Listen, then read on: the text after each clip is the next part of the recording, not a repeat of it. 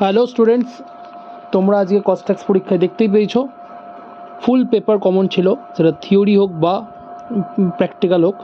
তাই তোমাদের জন্য আবার আজকে অনেকেই তোমরা বলছিলে সিএলপি এর সাজেশনসের জন্য কালকে যেটা পরীক্ষা আছে। তো লাস্ট মোমেন্টে এই কোশ্চেন্সগুলো অবশ্যই ভালো করে দেখে যেও। হস্তান্তরযোগ্য দলিল বলতে কী বোঝো? হস্তান্তরযোগ্য দলিলের দুটি বৈশিষ্ট্য উল্লেখ করো। প্রতিশ্রুতিপত্র বলতে কী বোঝো? বাণিজ্যিক হুন্ডি কাকে বলে? সাহায্যকারী বাণিজ্যিক হুন্ডি বলতে কী বোঝো? প্রতিশ্রুতিপত্র বাণিজ্যিক হুন্ডির মধ্যে পার্থক্য। নিয়মানুসারে ধারক বলতে কী বোঝো? কোন কোন ক্ষেত্রে হস্তান্তরযোগ্য দলিলের স্বীকৃতির প্রয়োজন নেই? পৃষ্ঠাঙ্কন দ্বারা হস্তান্তর বলতে কী বোঝায়? হস্তান্তরযোগ্য দলিলের পৃষ্ঠাঙ্কন বলতে কী বোঝো? সাদা পৃষ্ঠাঙ্কন ও পূর্ণ পৃষ্ঠাঙ্কন বলতে কী বোঝো? সীমাবদ্ধ পৃষ্ঠাঙ্কন ও আংশিক পৃষ্ঠাঙ্কন বলতে কী বোঝো?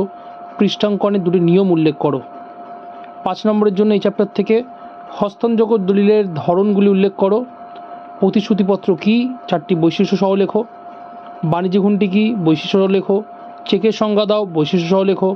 প্রতিশ্রুতিপত্র বাণিজ্যিক হুন্ডির মধ্যে পার্থক্য। বাণিজ্যিক হুন্ডি ও চেকের মধ্যে পার্থক্য। পৃষ্ঠাঙ্কনের নিয়মাবলী।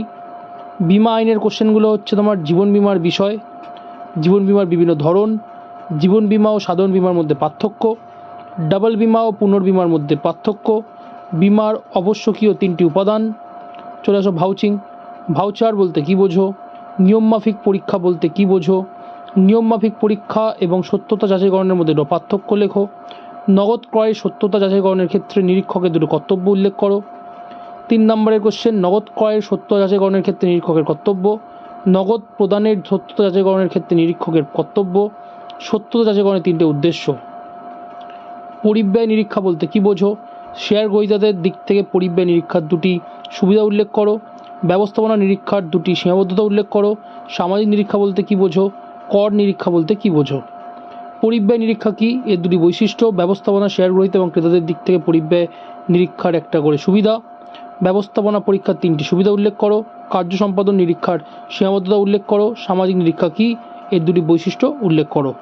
5 নম্বরের ব্যবস্থাপনার দিক থেকে পরিব্যয় নিরীক্ষার সুবিধা, শেয়ার গ্রহীতাদের দিক থেকে পরিব্যয় নিরীক্ষার সুবিধা, কার্য সম্পাদন নিরীক্ষার উদ্দেশ্য, সামাজিক নিরীক্ষার সীমাবদ্ধতা, কর নিরীক্ষার বৈশিষ্ট্য, কর নিরীক্ষার সীমাবদ্ধতা। এই কোশ্চেনগুলো অবশ্যই ভালো ভালো করে দেখে যাবে। অবশ্যই পরীক্ষা দিয়ে এসে জানাবে কেমন কার পরীক্ষা হলো। ঠিক আছে, অল দ্য বেস্ট।